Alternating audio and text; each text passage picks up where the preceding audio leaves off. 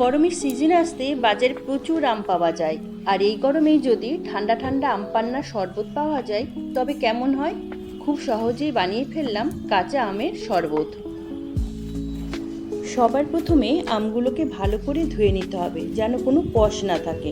এবার চোকলা ছাড়িয়ে নিয়ে এর ছোট ছোট টুকরো করে নিতে হবে। আম পান্না গরমের জন্য রিফ্রেশিং ড্রিঙ্ক হলেও এটি কিন্তু আমরা যে কোনো সময় খেতে পারি।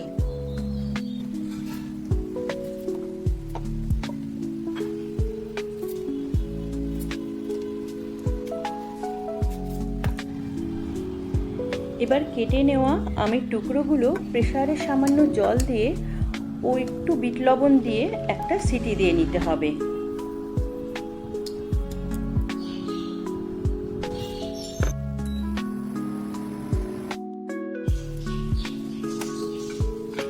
এবার প্রেসারের ঢাকনা খুলে ঠান্ডা করে নিয়ে ম্যাশারের সাহায্যে ভালো করে ম্যাশ করে নিতে হবে। ম্যাশার যদি না থাকে তবে এটা মিক্সিতেও করা যেতে পারে।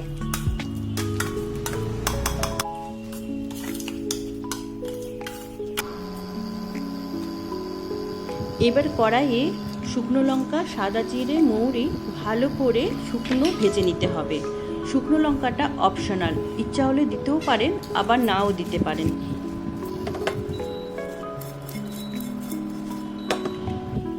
ভাজা মশলাগুলো ঠান্ডা হলে মিক্সিতে একটু গোলমরিচের গুঁড়ো দিয়ে ঘুরিয়ে নিলাম।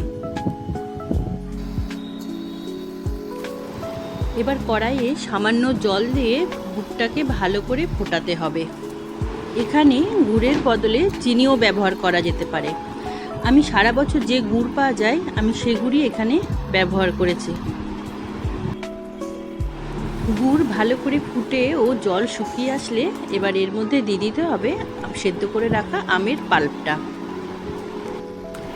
এই সময় ফ্লেমটাকে মিডিয়ামে রেখে কন্টিনিউ নাড়তে হবে যেন কোনো ডেলা না থাকে। এবার এর মধ্যে দিয়ে দেব যে ভাজা মশলাটা আমি করে রেখেছিলাম সেটি ও একটু বিট লবণ।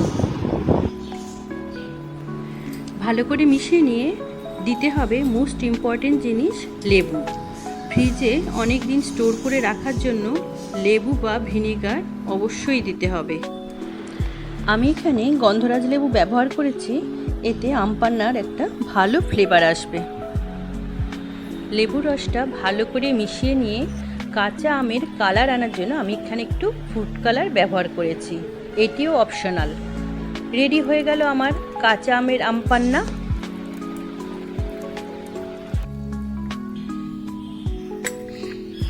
এবার বোতলে ভরে ফ্রিজে রেখে দেব নিশ্চিন্তে অনেক দিনের জন্য।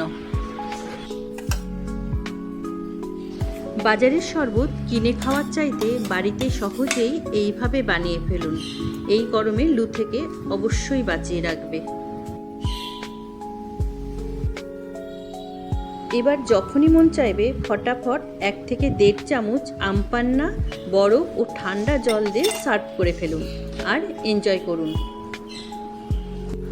আমার রেসিপিটা আপনাদের কেমন লাগলো অবশ্যই জানাবেন। দেখা হচ্ছে পরের ভিডিওতে।